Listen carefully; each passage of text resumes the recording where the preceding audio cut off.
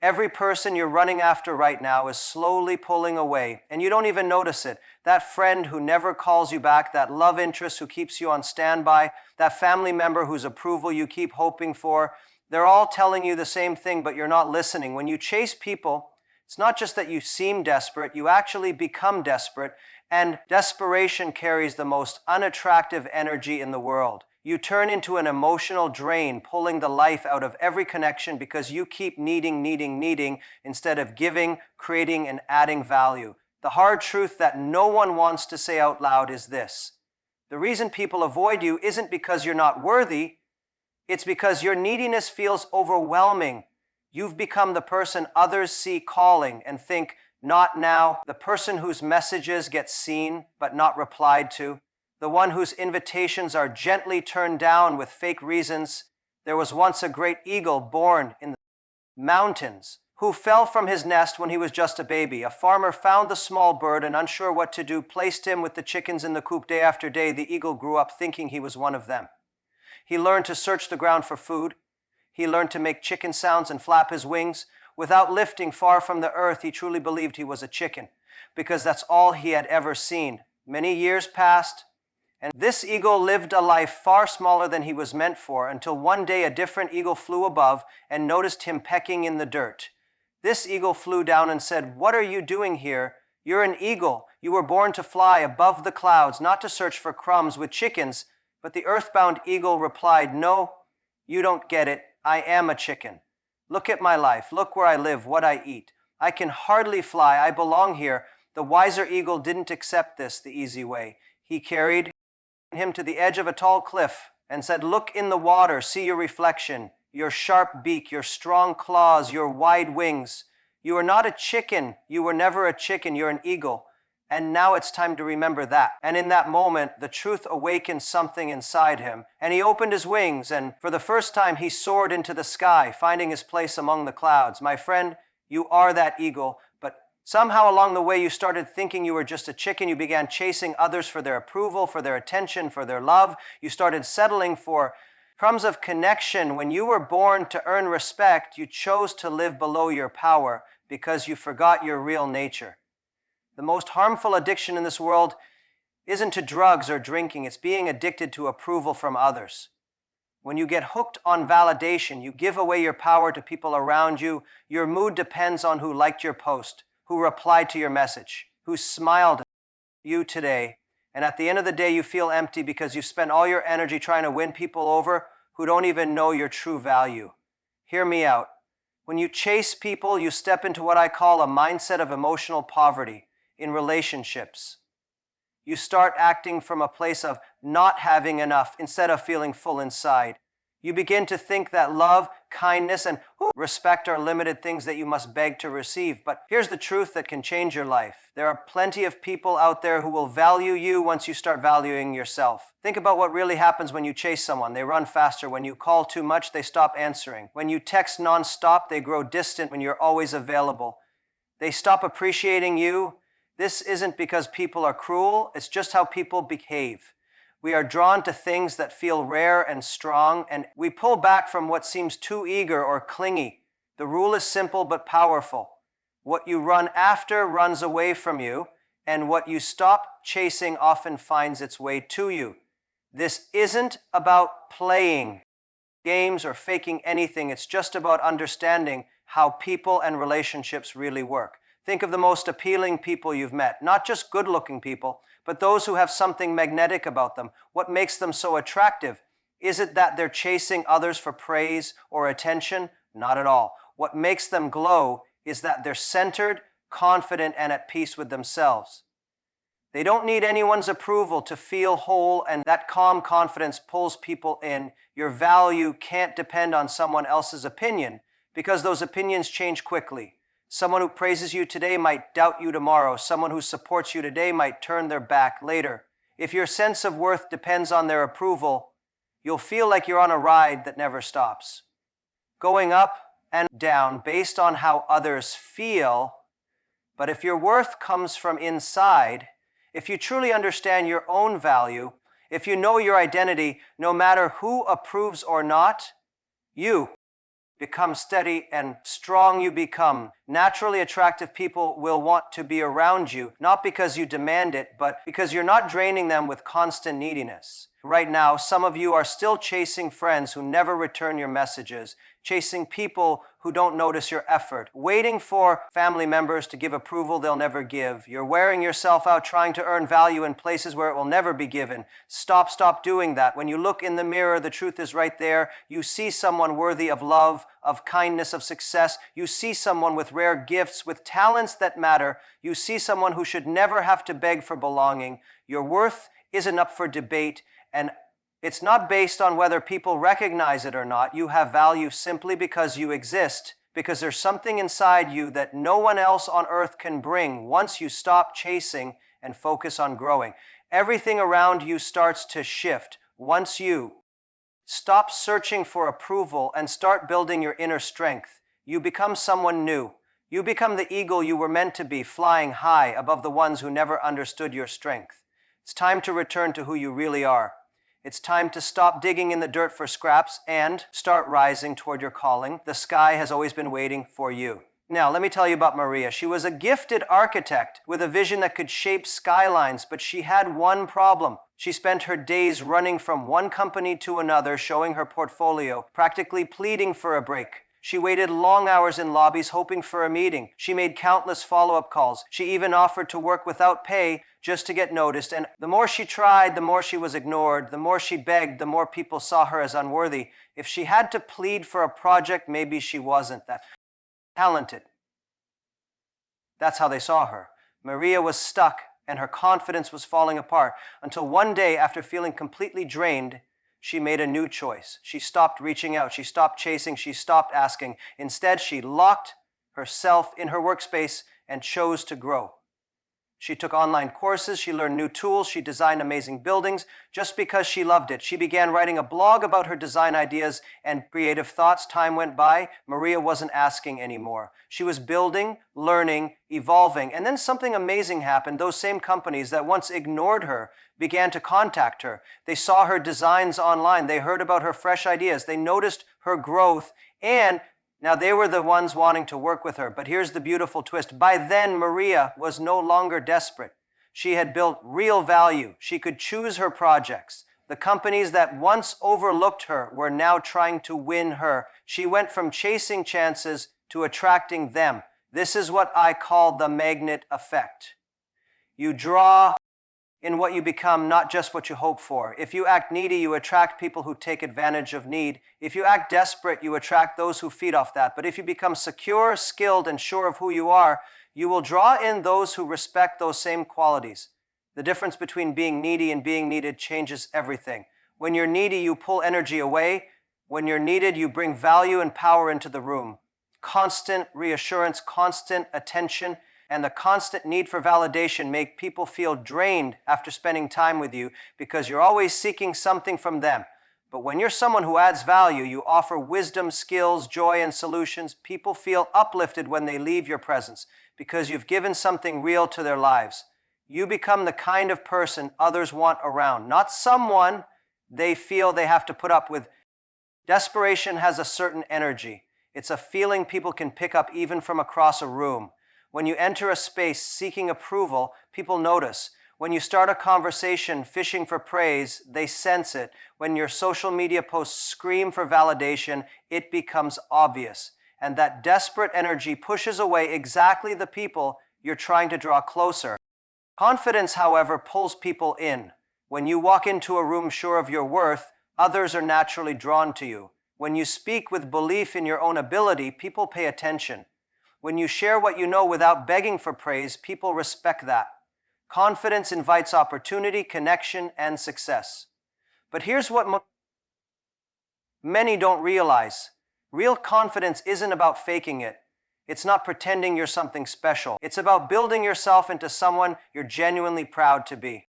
That means developing real skills, learning more, and shaping your character until there's no doubt you have reasons to feel sure of yourself. You can't fake that kind of attraction. You can't act your way into being someone people admire. You have to become that person from the inside out. If you want to be around successful people, you need to grow into success yourself.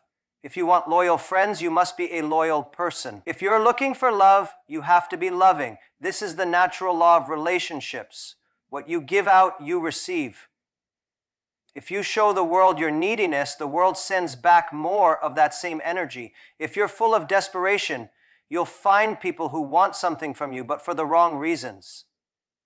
But when you show confidence, capability, and wholeness, you attract people who are whole themselves. Your personal brand isn't built on what you claim about yourself. It's built on how people feel when they're around you. Do they see you as someone who always takes or someone who always brings something meaningful? Do they feel drained after talking to you, or do they leave feeling lifted?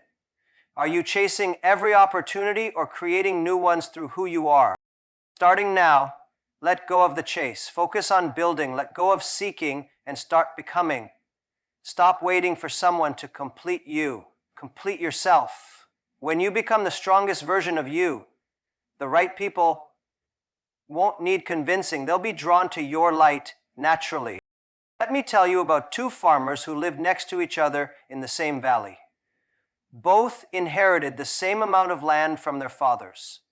They had equal access to water, sunlight, and rich soil.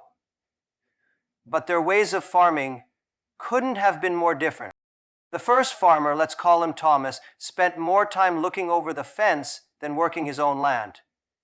Every morning, instead of tending to his crops, he would study his neighbor's field.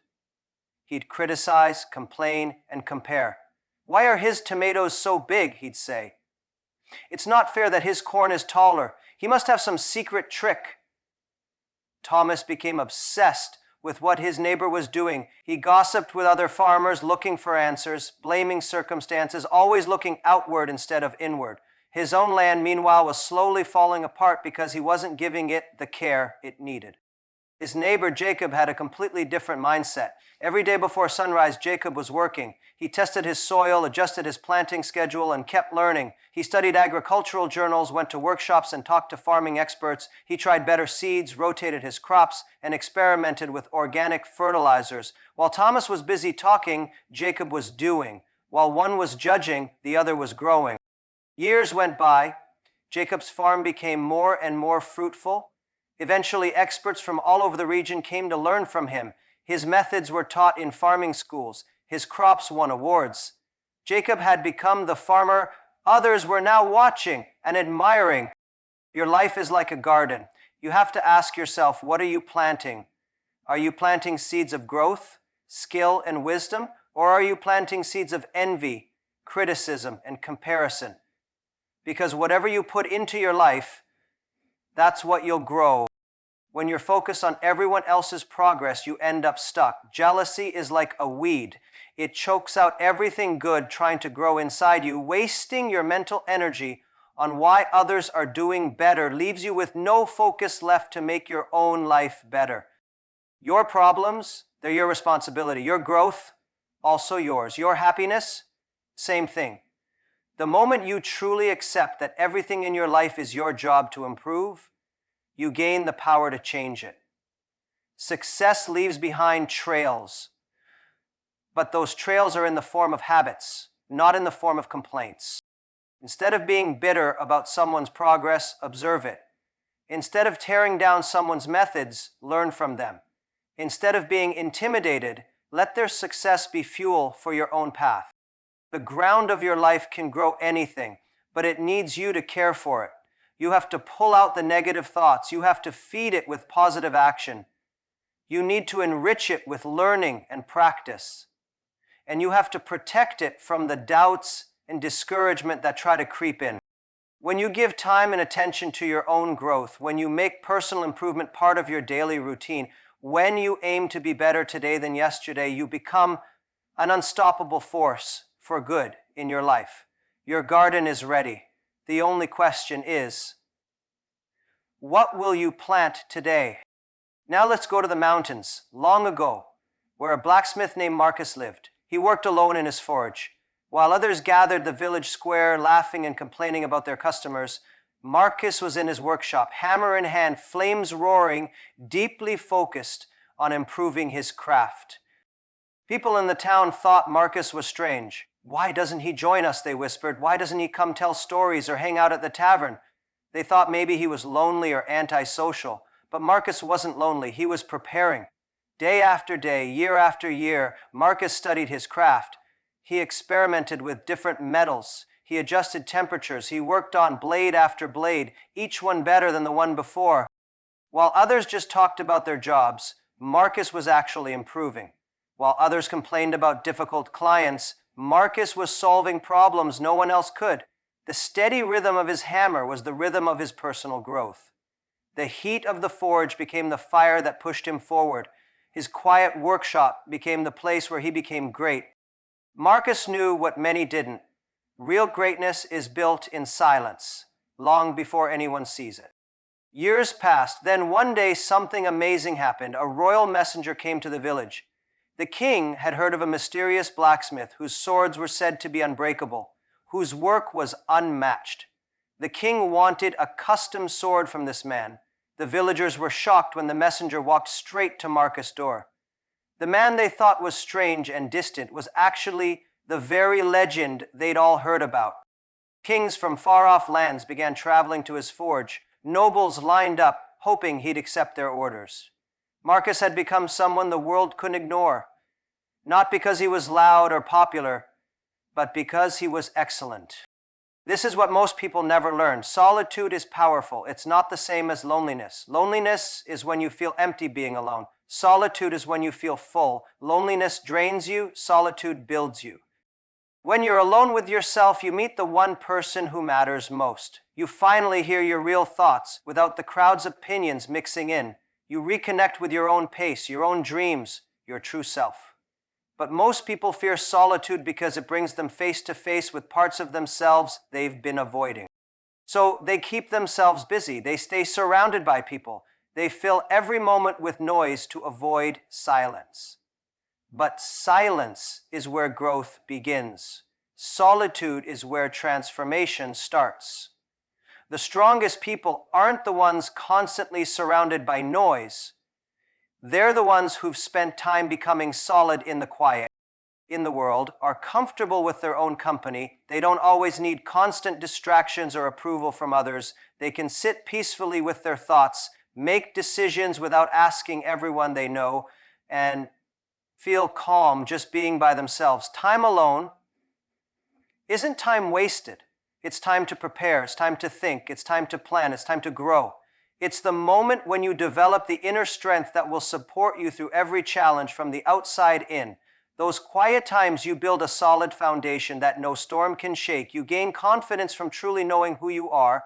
You find clarity by thinking your own thoughts. You gain wisdom by understanding your own journey. When you're at ease, being alone, you stop holding on to relationships that don't help you. When you truly enjoy your own company, you stop needing others to constantly be around. When you find peace in being alone, you carry that peace into every part of your life. The world is always loud, but your most powerful insights often show up in those silent moments when it's just you, your dreams, and your determination to become the person you were always meant to be. Robert was a musician with a dream that burned inside him like fire. He could feel melodies flowing through his blood, hear sounds in his mind that others couldn't even imagine, and make music that touched people deeply. But Robert had fallen into a trap that takes down many gifted people. He was chasing instead of creating every week. Robert dressed up in his best outfit, took his demo CD, and went from one record label to another in the city. He would sit for hours in cold waiting rooms, hoping someone would spare him a few minutes. If they did listen, they would smile politely, say a few unclear things, and send him away with the usual line, "We'll get back to you." Robert spent his nights at open mic shows, not because he loved the stage, but because he hoped some talent scout might be watching. He kept posting on social media, asking people to share his songs. He sent endless emails to radio stations, music websites, and anyone he thought could help him be seen. He was wearing himself out, chasing people who didn't even know he existed. The rejections kept coming like falling leaves. Your sound isn't what we're looking for. The market is crowded. You need more experience. Every no felt like a cut to his dreams. Robert started to question his gift, his purpose, even his identity as an artist. But after one very tough day where he was rejected by the 7th label that month, Robert sat alone in his car and made a decision that changed everything. He was finished chasing. He was finished begging. He was done letting others decide if he had value as an artist. Robert went home, turned off his phone, shut down his social media, and did something few people do. He vanished. Not from music, but from the need to be approved. He locked himself in his home studio and began the real work of his life, becoming the musician he was always meant to be. For the first time in years, Robert was not making music to win over record labels. He wasn't writing songs to fit what the market wanted. He was creating music from love and passion. He played with sounds he had never explored. He wrote words that came from deep within his heart. He picked up new instruments, studied music theory, pushed himself past limits he didn't even know he had. Months went by while other musicians were still chasing deals. Robert was in his studio creating something rare. He wasn't posting online because he had nothing to prove. He wasn't networking because he was focused on doing the real work. He wasn't talking about his dream because he was finally living it. But Robert wasn't totally alone. He found out something powerful. When you stop chasing others, you begin to attract the right ones. He slowly built a small but loyal community of music fans who found his songs online. These weren't famous names or big industry people. They were real listeners who truly felt something when they heard his music. Robert started putting out his music on his own, not because he couldn't get a deal, but because he realized he didn't need one. His small but loyal fan base started growing naturally. People shared his music not because he asked, but because it moved them. His tracks were used in indie films, small venues asked him to play, and blogs started writing about his unique style. 2 years after Robert had disappeared from the public eye, something incredible happened. The same record labels that once ignored him were now calling him. But these weren't the same polite brush-offs. These were serious offers from top people who had been hearing about him from everywhere. Radio stations wanted to play his songs. Venues were competing to book his shows. But here's the best part. Robert was no longer the struggling artist willing to take anything he had. Become confident, clear, and knew his value. He could now negotiate from strength because he had built something true, something people actually cared about. The labels that once overlooked him were now trying to win him over. They were offering contracts better than anything he ever saw during his chasing days. But even more important, Robert didn't see his success through their approval anymore. He had learned to build his own path, create his own crowd, and define his own value. This is what happens when you stop chasing and start creating. This is the reward that shows up for anyone who plants the right seeds. When you work on getting really good at something, excellence naturally brings opportunity. When you focus on helping others with sincerity, sincere connections follow. When you focus on building real value, valuable chances come to you. The effect of steady self-growth is like putting money in the bank.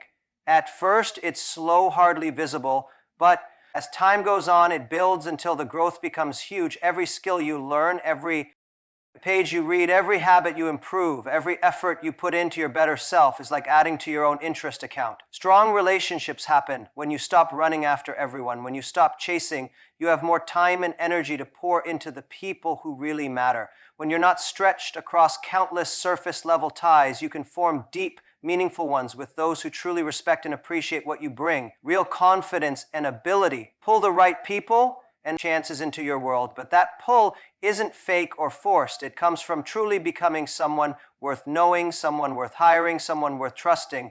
Your job isn't to chase what you want. Your job is to become someone who attracts what they want. If you want respect, become someone respectful. If you want real love, become someone loving. If you want success, become someone who lives it.